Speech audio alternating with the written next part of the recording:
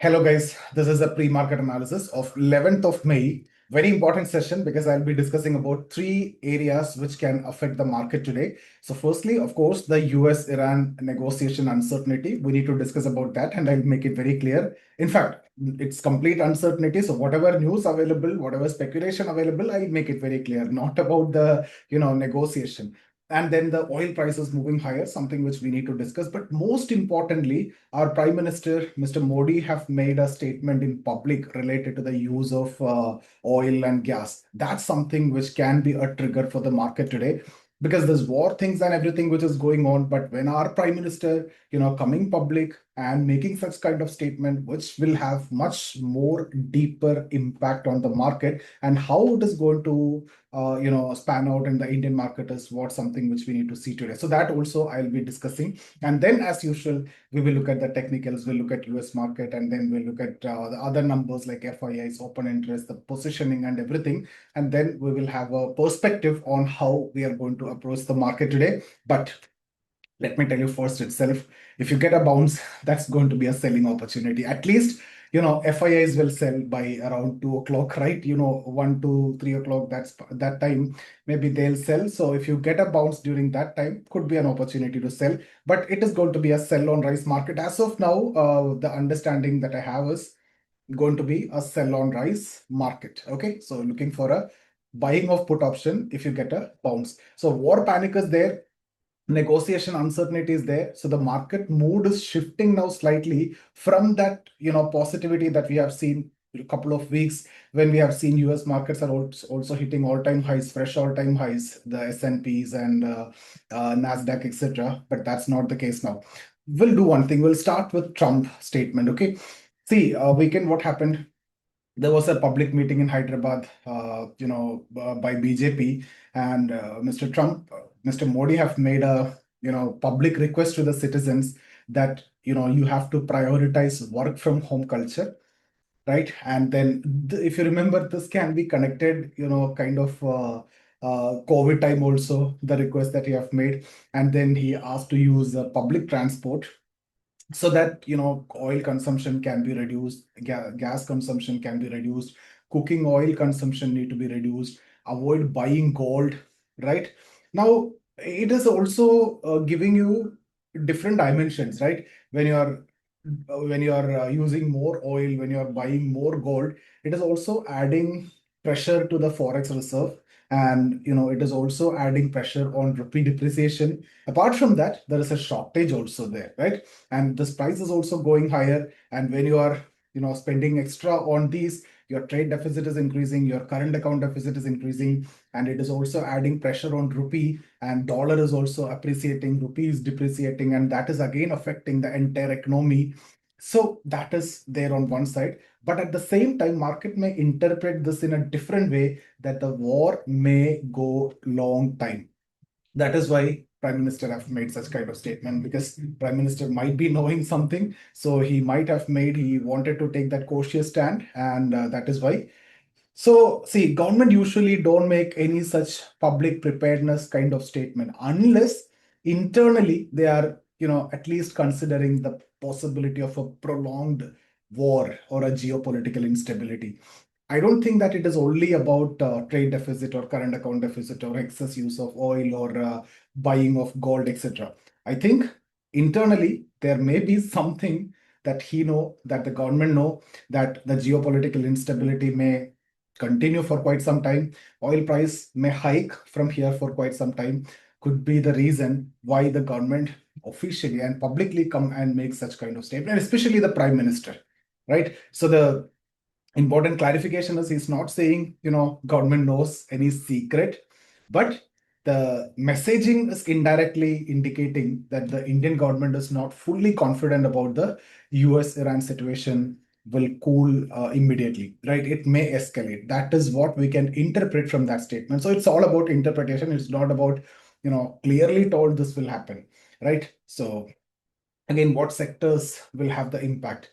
Directly, auto sector will have an impact, and of course gold related business will have impact, and definitely banking sector also will have the impact. So it's not panic, but it increase a kind of caution in the market significantly. So this will take my view to sell on rise in the market. So when there is a caution, it is better to in trading, it is better to sell. Okay.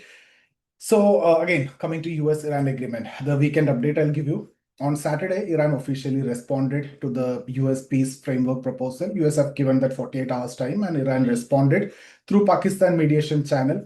And as per BBC, the demands of Iran are immediate end of the war and halt the US naval blockade. I've discussed it multiple times during, across the Strait of Hormuz, US naval blockade is there, and there should be guarantee that no further attacks on Iran at any point of time. So these are the key demands, and the speaker called it as reasonable. It is kind of reasonable demand only. And if you look at initial market reaction, global markets were also taking this very optimistic, and market also reacting to that because the possibility that the formal negotiation may finally begin, because Iran's proposal looks like, yeah, it's end of war, halt. If war is ending, then why there is a naval blockade? Because Strait of Hormuz is going to be open, so that is also reasonable. And if you're agreeing to this, why there is a further attack on Iran, that is also reasonable. So that's why market was looking optimistic. But then came the report that US government is not happy with several other parts of Iran's response. So even Trump also came with a statement that he read Iran's proposal, and proposal is totally unacceptable. So that is again very clearly a negative signal. So that is a possibility of new escalation.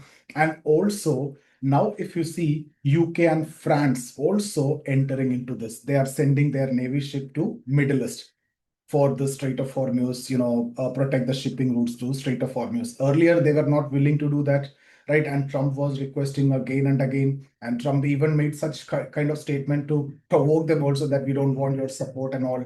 And now they are sending also means this is escalating to a different dimension. That's how I interpret it, and that's how I understand that. And Iran also want US, UK, and France will receive decisive and immediate response to this. If this happens, they will also receive that immediate response. That means what? The tensions are again that the war is going to escalate. And there were attacks on UAE again that we have seen. Oil prices rising again. And because of these escalation, oil has increased almost 2.5%. WTI is now around 98 rupees, and Brent is still above 100, which is 104. So this, I can say, it's a negotiation phase, volatility phase. Volatility will be there, highs and lows, ups and downs, the peaks you will see, right? It's a negotiation volatility phase, right? So one positive headline you will see that Iran sending the proposal, immediately you'll see a spike on the upside. The moment you see Trump have made the statement, it is unacceptable, you will see a big negative spike, and the oil also jump again on the higher side. So market will continuously fluctuate based on these diplomacy headlines. So that's something which we need to keep a watch on and be very careful with the trading setup also. So the current headline is whatever, as of now, what we have seen is negative for market. And that is adding more negativity to Indian market because of Prime Minister Modi's statement. Cool. So this is a present scenario. And if you look at US market, it was a positive close on Friday. US jobs data was better than expected. I don't want to get into that. Expected was around 65,000 jobs creation, and actual was around 1,15,000 jobs added. So, if you look at the unemployment, it's same as the previous month. And strong labor laws, it's actually a labor market signal, very good labor market signal. And Nasdaq have gone up 1.7%, again fresh all-time high. S&P 0.84, Dow Jones was flat. VIX, there is no major change, which means the market at that point of time was looking stable. But over the weekend only more development have happened. And on Saturday morning also, if you look at GIFT Nifty, it's around 24,280, which is indicating a 50-point gap up opening. But if you are getting any gap up opening today, we are going to sell that, okay? But at present, if you see US futures are trading negative, but not much. It's around 0.3, 0.4% negative. Therefore, that gap down may not gap up. Even if you get a gap up, it may not sustain. So if I get a gap up, that I'll use I'm talking about my case. I get a gap up, I use that as an opportunity to sell. And if I'm getting a gap down and if I get a bounce, again, that I'll use an opportunity to sell. I'm not going to buy this market. I sell put options. I can sell call options at a higher level, right? At a support level, I can even sell put option, no issue. But I'm not going to buy. No, see, don't think that buying call option and selling put option is equal. Selling put option, if it is out of the money, I can get a lot of other advantage. Even if the market stays there, even if the market falls further, if I'm buying call option, in both case I'll lose. But in both case I can win. Only if it falls steeper, selling put option will be putting me in trouble. In that case, buying call option is also risky. And what we have a stop loss here. Also, will have a stop loss. But the other scenarios, I'll get the profit. So it's not that similar. In case if I feel like market is recovering, I consider selling a put option. That means I'm not going to buy call, but I'm willing to buy put. So selling put if I feel like there is a support, and buying put if I get any bounce is what my strategy for today. Now, yeah, buying put or selling call, but not buying call. Okay. So again, if you look at ADRs, it's mixed signal. Infosys is positive 2%. That's mainly due to the strength that you have seen in Nasdaq. The tech stocks are doing very good. That's why that impact is coming over there as well. And other ADRs also, if you see banking ADRs are slightly negative, but again, that's similar to the Indian market move on last day. So there is no fresh signal from ADR which you can get. And if you look at Wipro, significantly negative. So it's a stock specific behavior and not a sector wide confirmation. If you look at US market, the tech stocks are doing good. Nasdaq is doing good. So Wipro, it's I think that's stock specific. We'll have to look at the reason. Now, if you look at FIAs, they sold for 4,000 crores yesterday. I mean, on Friday, last day, DIAs bought 6,750 crore. DIAs are again supporting the market aggressively. Otherwise, Friday we might have seen a big fall, but it prevented somehow with this kind of buying. Open interest calls added almost 18.5%. That means resistance puts only 3%, right? So support is very less. So PCR have fallen from 1.07 to 0.93, which is a bearish side. Bearish buys is increasing. Anything below 1 is bearish. Now, participant positioning, as usual, clients are bullish, 21%, FII is 14.5 bearish, prop traders 5.3 bearish. So the same structure, the retailers are bullish and smart money is cautious or bearish.